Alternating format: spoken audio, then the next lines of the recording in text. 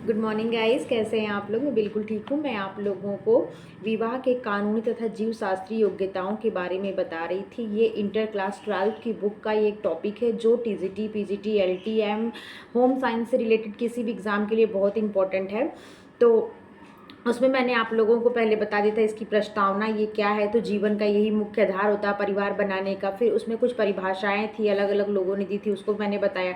फिर क्या बताया, तो जो भेद है, हिंदू विवाह के जो भेद थे 8 प्रकार, वो भी मैंने आप लोग को बताया, जिसमें ब्रह्म विवाह था, दैव विवाह था, आर्ष विवाह था, प्रजापत्य विवाह था, गांधर्व था, आशुर था और राक्षस था और पैचास विवाह था। ठीक है, तो मैंने इतना आप लोग को बताया। इससे मेरा आप लोगों से एक क्वेश्चन है कि कौन सा ऐसा विवाह है इन 8 प्रकारों में से, कौन सा, जो जिन लोगों ने मेरी वीडियो देखी है उन लोगों के लिए है कि कौन सा एक ऐसा प्रकार है, आप लोग कमेंट बॉक्स में बताइएगा, जिसको बाल विवाह के समतुल्य रखा गया है। ठीक है, तो आप लोग बताइएगा। मैं आगे आप लोग को बताती हूँ संख्या के आधार पर विवाहों के प्रकार। अब तक आपने क्या देखा था कि मनुस्मृति में बताया गया 8 प्रकार के विवाह। अब संख्या के आधार पर, तो भारतीय समाज में संख्या के आधार पर विवाहों को निम्न स्वरूप दिए गए हैं: एक विवाह और बहुविवाह, दो पॉली और मोनोगोमी और पॉलीगोमी। ठीक है, तो एक विवाह जो होता है उसमें क्या होता है, एक विवाह एक समय में एक पुरुष और एक स्त्री से विवाह एक विवाह कहलाता है। एक विवाह में क्या होता है, एक समय में एक पुरुष एक स्त्री से विवाह करता है, जो हमारे हिंदू समाज में जिसको मान्यता प्राप्त है। वर्तमान समय में एक विवाह को ही सामाजिक एवं कानूनी मान्यता प्राप्त है। अगला आता है बहुविवाह। इस विवाह के अंतर्गत पुरुष या स्त्री एक से अधिक हो सकती है, या तो पुरुष एक से अधिक, मतलब एक औरत एक या दो पुरुष से अधिक पुरुषों से शादी कर सकती है, या एक पुरुष एक या दो अधिक औरतों से शादी कर सकता है। वही चीज़ लिखा है कि एक पुरुष भी अधिक हो सकते हैं और स्त्रियां भी अधिक हो सकती हैं, जिसे बहुपति या बहुपत्नी विवाह कहते हैं। मुसलमानों में अब भी बहुपत्नी विवाह का प्रचलन है। हिंदुओं में कहीं कहीं कुछ निम्न जातियों में प्रचलन है। बहुपति विवाह का समय एक प्रकार से समाप्त ही है। अगला आता है हिंदू विवाह के उद्देश्य। हिंदू विवाह मात्र एक सामाजिक समझौता नहीं है, बल्कि कुछ उद्देश्यों की पूर्ति के लिए स्त्री पुरुष के बीच बनाया गया संबंध है। विवाह को भारतीय समाज में धार्मिक संस्कार के रूप में माना जाता है। दो आत्माओं के बीच जन्मों का पवित्र तथा अटूट बंधन ही क्या है, तो हिंदू विवाह का उद्देश्य है। इसमें पहला उद्देश्य क्या है, तो आप देख लीजिए, रति या कामसूत्र। हिंदू विवाह का पहला उद्देश्य क्या है, तो हिंदू विवाह का पहला उद्देश्य है रति या कामसूत्र की पूर्ति। एक मिनट होल्ड करिएगा।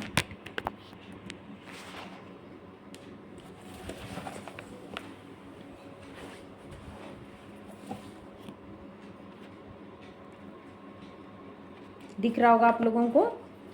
फिर अगला आता है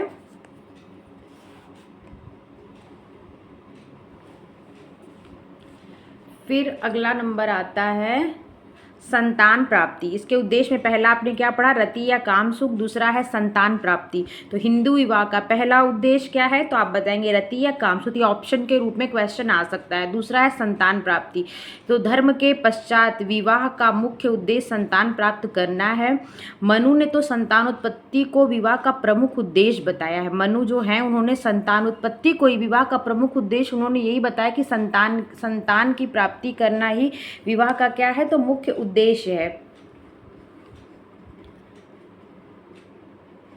विवाह का क्या है, मुख्य उद्देश्य। वेदों के अनुसार प्रत्येक व्यक्ति 3 प्रकार के ऋण को लेकर जन्म लेता है। पितृऋण, कितने प्रकार के ऋण होते हैं, तो 3 प्रकार का ऋण होता है, पितृऋण, ऋषि ऋण और दैव ऋण। संतानोत्पत्ति करके उनके प्रति अपने दायित्वों को पूरा करने पर ही वह इन ऋणों की मुक्ति पा सकते हैं। हिंदुओं में एक विश्वास यह भी है कि पुत्र ही पिता को नर्क में जाने से रोक सकता है, तथा वह पिता के मृत्युपरांत तर्पण श्राद्ध द्वारा उनकी आत्मा को ही शांति पहुंचा सकता है। अगला हिंदू धर्म का उद्देश्य क्या है, तो धर्म पालन। हिंदू विवाह का प्रमुख उद्देश्य धर्म पालन है। धर्म अर्थात कर्तव्य पालन। पुरुष अकेला ही नहीं कर सकता। अविवाहित स्त्री पुरुष को अधूरा माना जाता है। विवाह के बाद दोनों पूरक के रूप में अपना विभिन्न दायित्व को पूरा करने में समर्थ होते हैं। वैदिक युग को यज्ञ युग भी कह सकते हैं, क्योंकि इस युग में प्रत्येक व्यक्ति को यज्ञ करना अनिवार्य माना जाता था। आज भी अगर आप पूजा पाठ पे बैठते हैं, आपके घर में सत्यनारायण बाबा की कथा या किसी की कथा, तो देखिए उसमें क्या होता है, जोड़ा बैठते हैं ना, हस्बैंड के साथ उनकी पत्नियां भी बैठती हैं। तो वही चीज़ है कि अकेला पुरुष भी अधूरा है, अकेला पत्नी भी, जो स्त्री है, पत्नी नहीं स्त्री है, वो भी अधूरी है। तो यही चीज़ कहा गया कि ये दोनों मिलकर एक दूसरे के पूरक के रूप में काम करते हैं। और जो वैदिक युग था वो तो यज्ञों का युग था, उसमें तो और भी जरूरी था। तो वही धर्म पालन करने के लिए भी विवाह किया जाता था, जिसे अविवाहित व्यक्ति को पूरा करने का अधिकार नहीं था। अगला है मोक्ष की प्राप्ति। हमारे धर्मशास्त्रों के अनुसार बिना विवाह किए किसी व्यक्ति को मोक्ष नहीं मिल सकता। किसी व्यक्ति को क्या है, तो मोक्ष नहीं मिल सकता। महाभारत में एक ऐसी स्त्री का वर्णन है जो अपने योग्य वर न पाने के कारण अविवाहित रही। मोक्ष प्राप्ति के लिए वृद्धावस्था तक जप करती रही, किंतु उसे सफलता नहीं मिली। परिवार व वंश की निरंतरता को बनाए रखने में, संतानों की वैधता तथा सुरक्षा दिलाने में, परिवार को स्थायित्व प्रदान करने तथा स्त्री को सुरक्षा की गारंटी देने में भी विवाह का मुख्य उद्देश्य निहित है। आपने अभी तक क्या जाना, तो आपने हिंदू विवाह किसे कहते हैं, ये एक संस्था है, ये परिवार का आधार है। हिंदू विवाह के टाइप कितने हैं, तो मनुस्मृति के अनुसार हिंदू विवाह 8 प्रकार का होता है। उसमें आपने ब्रह्म विवाह देखा, आपने दैव विवाह देखा, आपने आर्ष विवाह देखा, आपने प्रजापत्य विवाह देखा, आपने गांधर्व विवाह देखा, आपने आसुर विवाह देखा, आपने राक्षस देखा और पैचास देखा। मेरा आपसे बस एक क्वेश्चन है कि किस विवाह को बाल विवाह के समतुल्य रखा गया है, ठीक है, जो मिलता जुलता है एक दूसरे से। आगे आपने दूसरे नंबर पे क्या देखा, तो संख्या के आधार पर विवाह के प्रकार तो 2 होता है। एक को मोनोगैमी कहते हैं, दूसरे को पॉलीगैमी कहते हैं। एक विवाह और बहुविवाह। एक विवाह में एक समय में एक पुरुष एक स्त्री से विवाह कर सकता है, और बहुविवाह में एक स्त्री एक या एक से अधिक पुरुषों से भी विवाह कर सकती है, और एक पुरुष एक या अधिक स्त्रियों से भी विवाह कर सकता है। आपने यहाँ तक देखा। अगला आपने देखा हिंदू विवाह के उद्देश्य क्या है, तो उसमें आपने क्या देखा, रति काम सुख की प्राप्ति होती है। फिर देखा आपने संतान प्राप्ति होती है, नंबर 2। फिर नंबर 3 देखा धर्म का पालन होता है, और नंबर 4 क्या देखा, मोक्ष की प्राप्ति होती है। अब आता है नंबर, विवाह के सामाजिक व धार्मिक प्रतिबंध क्या है। विवाह के सामाजिक व धार्मिक प्रतिबंध क्या है, जैसे आप विवाह कर सकते हैं किसी से, लेकिन कुछ समाज ने बंधन बनाया, कुछ धर्मों में बंधन बना हुआ। जैसे हम कहते हैं ना, अपने कुल की लड़की होनी चाहिए, वो गुड़ वो मिलाते हैं कि 32 गुड़ मिल रहे हैं कि नहीं मिल रहे हैं, तो ये क्या है, धार्मिक एक बंधन है, एक रोक लगा हुआ है। और अपनी जात में विवाह करना है, तो ये सब समाज में बना हुआ एक बंधन है। तो उसके बारे में देखिए क्या क्या चीज़ें होती हैं। प्रत्येक समाज में विवाह के संबंध में कुछ न कुछ प्रतिबंध होते हैं, जिनका पालन करना अनिवार्य होता है। हिंदू विवाह में 4 प्रकार के प्रतिबंध हैं। देखिए ये बहुत इंपॉर्टेंट है। हिंदू विवाह में कितने प्रकार के प्रतिबंध हैं, तो आप बताएंगे हिंदू विवाह में 4 प्रकार के प्रतिबंध हैं। नंबर 1 अंतर्विवाह इंडोगामी, नंबर 2 बहिर्विवाह एक्सोगामी,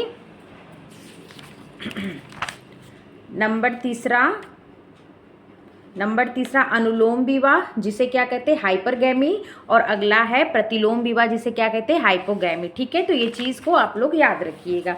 ये क्या है, तो ये सामाजिक व धार्मिक प्रतिबंध हैं। अंतर्विवाह जिसे इंडोगैमी कहते हैं, तो अंतर्विवाह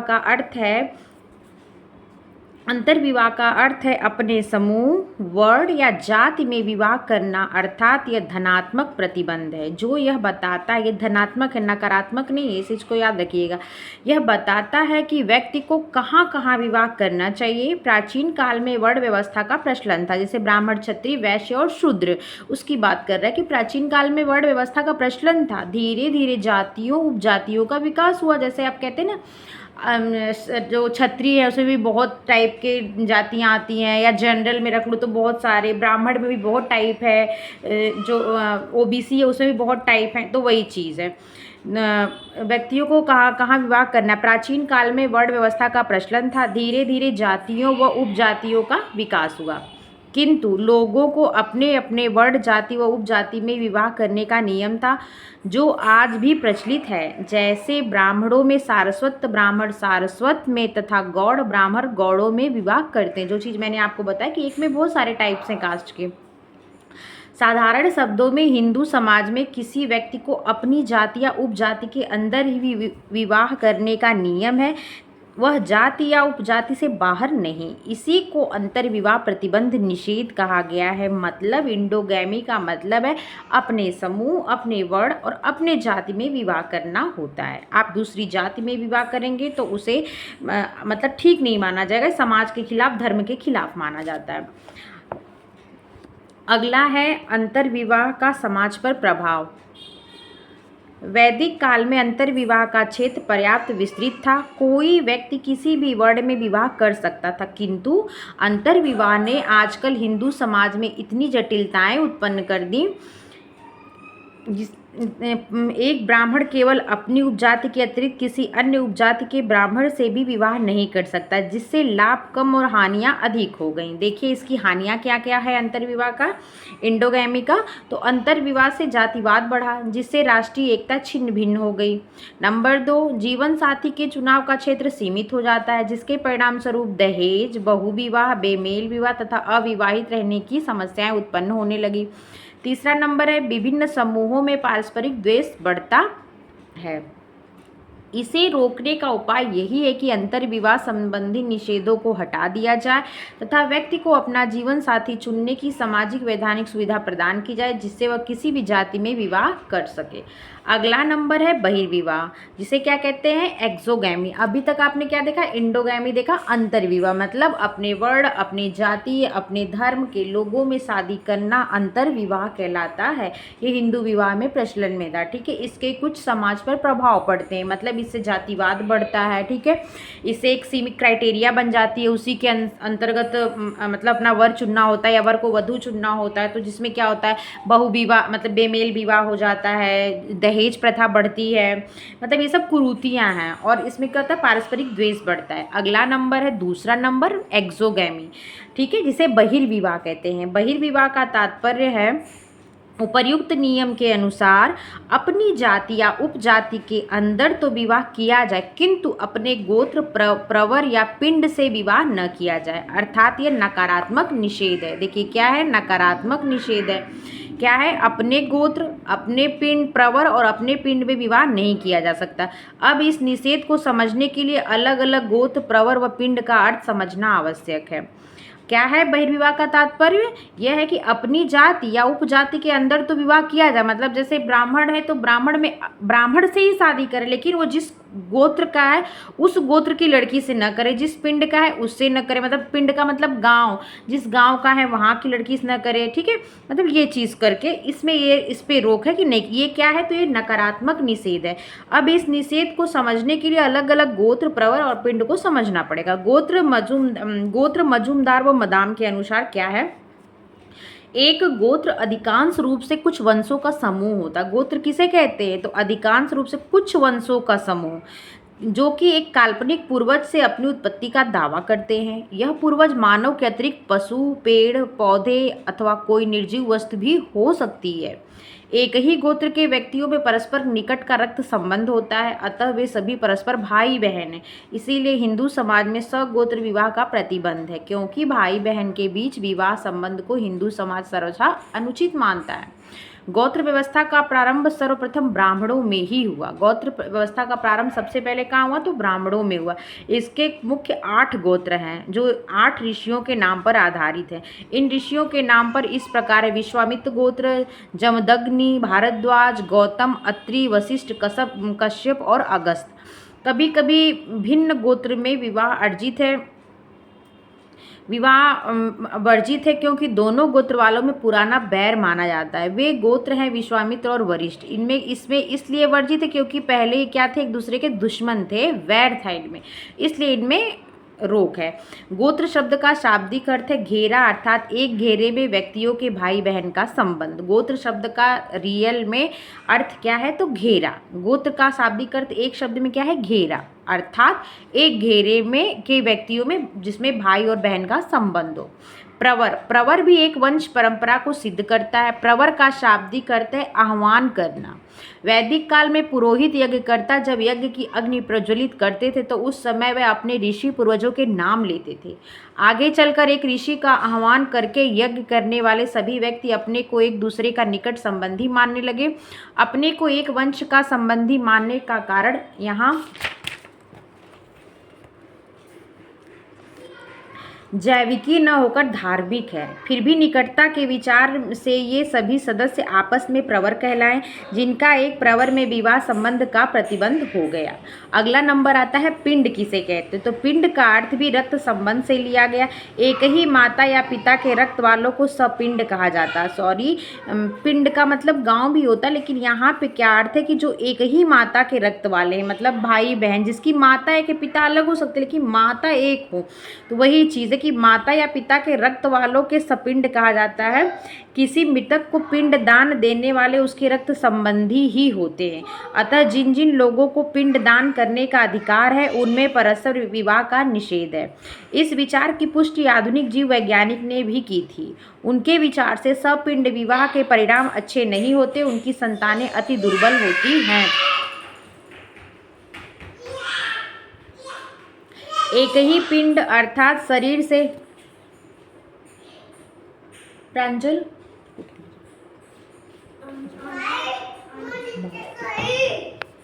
एक ही पिंड अर्थात शरीर से संबंध रखने वालों में शरीर के अवयव समान रहने के कारण उसमें सपिंड संबंध होता है। पिता और पुत्र सपिंड है। इसी प्रकार दादा आदि के अवयव पिता द्वारा पोते में आने से पुत्री की माता के साथ भी सपिंडता होती है। जहाँ जहाँ सपिंड शब्द का प्रयोग हुआ है वहाँ शरीर के अवयव अर्थात तत्वों का संबंध समझना चाहिए। पिता की 7 और माता की 5 पीढ़ी के बीच लड़के लड़कियों में विवाह का निषेध है। इसे सपिंड बहिर्विवाह निषेध कहते हैं। हिंदू विवाह तलाक अधिनियम में भी इस नियम को थोड़ा लचीला बनाकर पिता की 5 तथा माता की 3 पीढ़ी तक विवाह वर्जित माना गया है। माँ पुत्र तथा पिता पुत्री के विवाह संबंध को समस्त विश्व वर्जित मानता है, किंतु मुसलमानों में चचेरे ममेरे भाई बहनों में विवाह निषेध नहीं है। मुसलमानों में यदि एक पति की 2 बीवियां हैं तो उनके लड़के लड़कियों में विवाह संबंध स्थापित हो सकता है, इसे निषेध नहीं माना जाता। आज की वीडियो हो गई 16 मिनट की। अब मैं कल आगे यहाँ से बताऊंगी बहिर्विवाह के समाज पर प्रभाव क्या पड़ता है, क्योंकि थोड़ा थोड़ा बताएंगे तो आपको इंटरेस्ट आएगा। एक दिन में ज़्यादा बता देंगे तो फिर वो क्या हो जाएगा, मतलब ऊपर चला जाएगा दिमाग से, फिर आपको समझ में भी नहीं आएगा और छोटी वीडियो रहेगी तो देखने का मन करता है। अगर आपको अच्छा लगे तो मेरी वीडियो को लाइक शेयर सब्सक्राइब करिएगा। देखने के लिए थैंक यू।